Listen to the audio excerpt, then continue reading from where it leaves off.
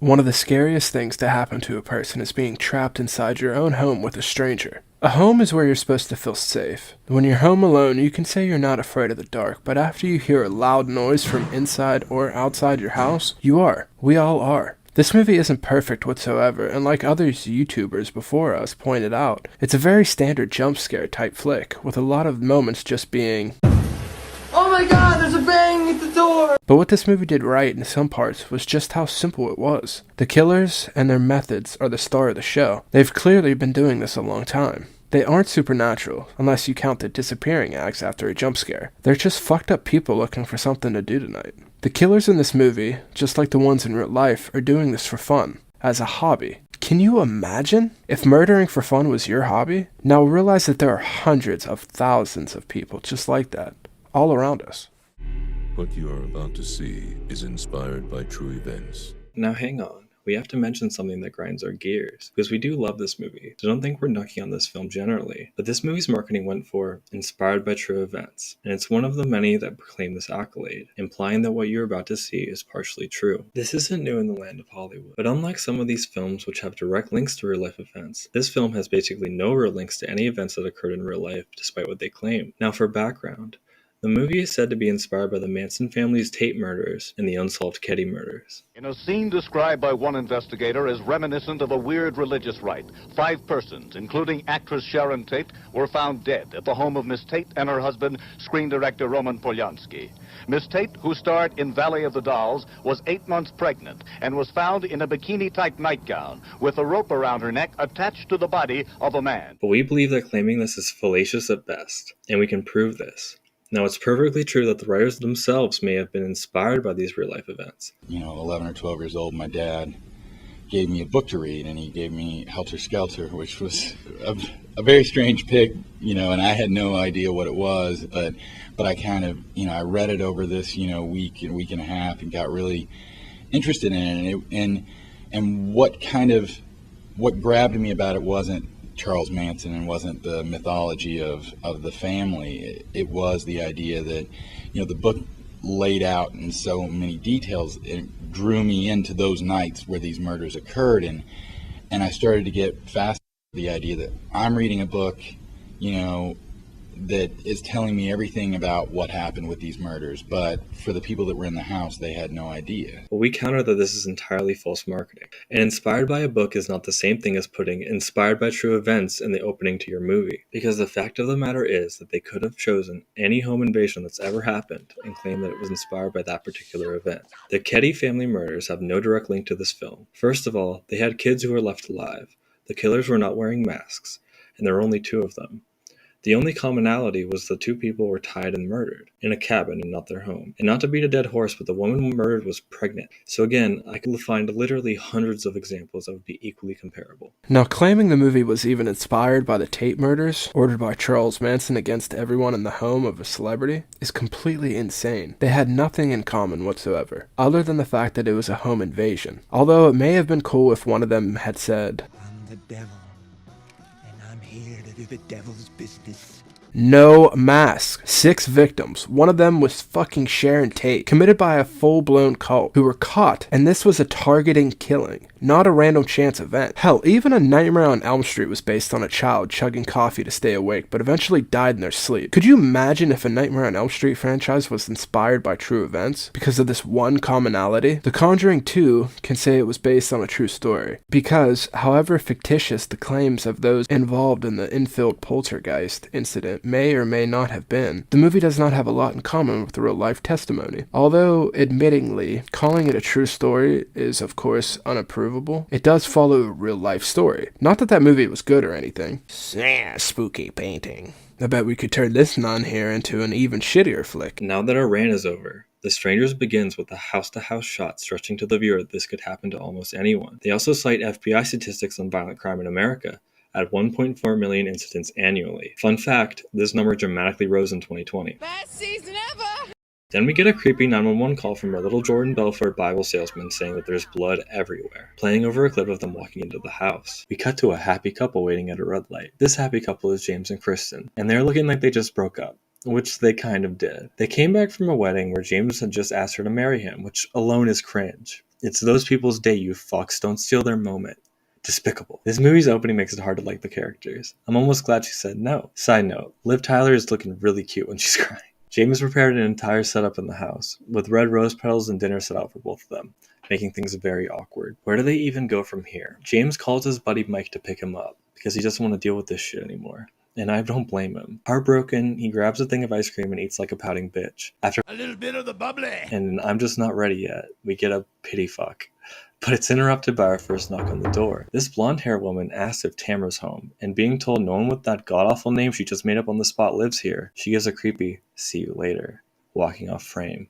This is the only time we see any of the killer's faces, this one's name being Dollface. Kristen's nicotine addiction causes Nick to go to the store to get her some smokes. He lights her a fire before leaving, and she's left all alone. Like a hipster born in the wrong generation, she puts on a record. She also puts on her ring, which I was told is bad luck. Kind of awkward all around, to be honest. Who does that? Creepy blonde girl knocks again, louder this time, asking the same question.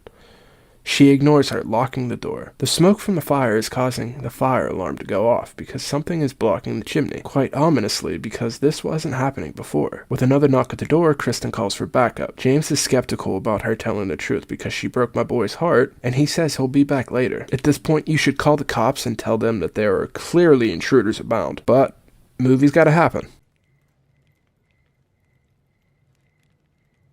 This shot works. It's very reminiscent of Michael Myers in Halloween. Someone watching you while you're not noticing is horrifying. She arms herself with a knife to answer the door in case she needs to do some stabbing. A wise move, but a wiser move would have been to call the police, lady. She notices that the smoke detector is in a different spot, so she goes to grab her phone, but it's gone. She hears a noise outside and we get a jump scare from Baghead. With a record scratch and now it's repeating, we get a second jump scare as the door opens in slow motion. Blondie, now donning her mask, gets the door slammed in her face by Liv Tyler, and she runs to the room. James comes in looking like a shade ball. You're telling me Beta Mel here didn't hear or see anything while coming inside? They were literally banging on the walls while he was in the house. Trying to get her to calm down, he goes to investigate. In my mind, he's hoping someone's actually in the house to get all this unyielding rage out he's carrying. A shot of the phone burning as our characters look throughout the house. He should have also suggested calling the police at this point. She explained to him that she saw someone wearing a mask. At that point, you should really just take her word for it, buddy. They see Baby Doll standing in the front yard looking back at them. It's another great unsettling shot. The two argue about where their phone is while Baby Doll disappears. And by that I mean she clearly books it into the woods saying, "Tee!" James decides he's going to get his phone from the car. Realizing someone smashed his shit, he proceeds with caution. He tries backing up because I'm pretty sure he wants to leave her,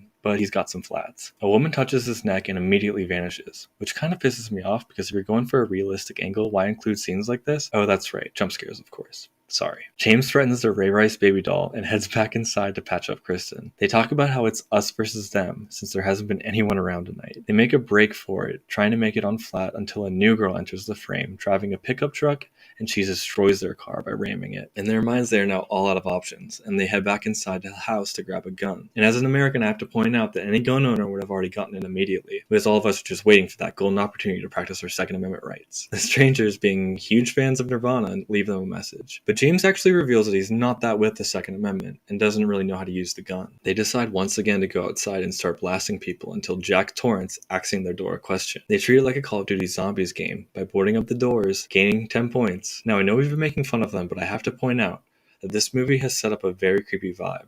Almost masterfully so. You really do feel a sense of eerie dread watching it. James says to Kristen we're not going to die here, and gets the shotgun ready. The strangers have entered the house, and they let the characters know by playing Mama Tried by Merle Haggard. Beautiful tune. Oh, shit. The Golden God himself, Dennis Reynolds, graces us with his presence in this slasher flick. He's here to pick up James until a rude motherfucker smashes his window in his finisher car. He makes it inside the house, not really doing a good job announcing himself in the household, considering he walked past James's car that has already been smashed in. Something's fucky. Part 2, Jason Voorhees still manages to sneak up behind him.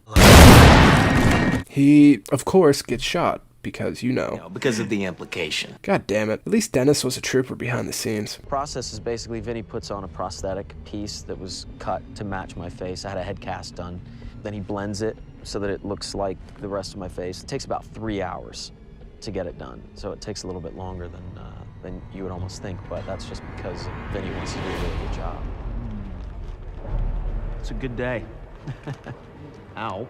With the best character out of the way, we deal with these two dipshits and them grieving about shooting their friend. James wants to go to the barn and use an old CB radio to get anyone's attention who will listen. He pulls back the shades, revealing they're also a big fan of the Christian rock band The Killers. James makes his way through the woods, clenching his shotgun while Liv Tyler stays inside. James is playing tower defense in the yard. He sees Pinup Doll and almost takes a shot before getting rocked by Baghead. Liv Tyler takes a run for it, but falls into a ditch because cliche. She starts crawling away and we see Pinup stalking her, but she magically disappears again. Arriving at the barn, she sees the dude from the town that dreaded sundown purchased an axe off the wall. She arrives at the radio too, trying to make a collect call. One of the girls repeats to her saying, "Hello back." They really like toying with their prey. At night, she does get a delayed response before Pinup axes the radio in front of her. She crawls away, and we get a glorious shot of Dollface swinging on the swings that just materialized. She wanted to crawl to the car, but it's on fire, so she manages to stand up and make it inside. After stumbling around the house, the strangers cut the power. It's a good thing that James lit that fire, or they'd be dark as shit right now. She turns around, realizing the killer is coming in through the front door. Luckily, he walks right past her. She slowly steps into the closet, but makes a sound with the cans. He turns around and comes back into the room, and it's unclear whether he pretends not to see her. Dollface, however, definitely has a hunch, and decides to give her a scare. Toying with her dinner, she looks at the ring on the table. See? Dollface would have said yes, because she's not a bitch. Probably really added to the thrill for her since she doesn't know she said no, or maybe that makes it better. Wouldn't know, I felt serial killing 101 a while ago. James is reunited with his lover by being thrown into the room. Gonna die. Liv Tyler tries to make a break for it for the window, but she can't get out, and the lights come back on. We cut to a shot of the quiet house outside now, revealing it's daytime. Our couple are tied up, and not in the fun way. The three killers looking on at their soon-to-be victims. Kristen asks, "Why are you doing this to us?" And we get the iconic line, "Because you were home." They hold hands. She's still wearing the ring. They reveal their faces, showing them they don't care if they know what they look like, because their end is near. They, ritualistically, all take a turn, starting with James, and then the knife enters Kristen. It cuts to the nature outside, and we see the two boys from the beginning. Can I have one? Are you a sinner? Sometimes. They drive off, saying it'll be easier next time, which kinda makes no sense considering they could have killed them at any given point. They added this line clearly for a sequel bait, because if I learned anything in Serial Killing 101, they pulled this off quite well. They don't even have blood on their clothes. The boy tries to cop a fill on Kristen's dead body, but she grabs him in a final jump scare, revealing that she may have survived the encounter. So, that was The Strangers, written and directed by first-timer Brian Bertino. He would later go on to co-write the sequel, which we're a big fan of. With a budget of $9 million, the movie made over 9 times that in return. I know we shit on it in this retrospective, but that's what we do. We're assholes. We like ripping apart movies we enjoy. We wouldn't call this movie bad by any stretch of the imagination, and we're glad it's got a fan base and was successful. Enough for a sequel at least. The more horror, the better. Be sure to like and subscribe, you beautiful bitches.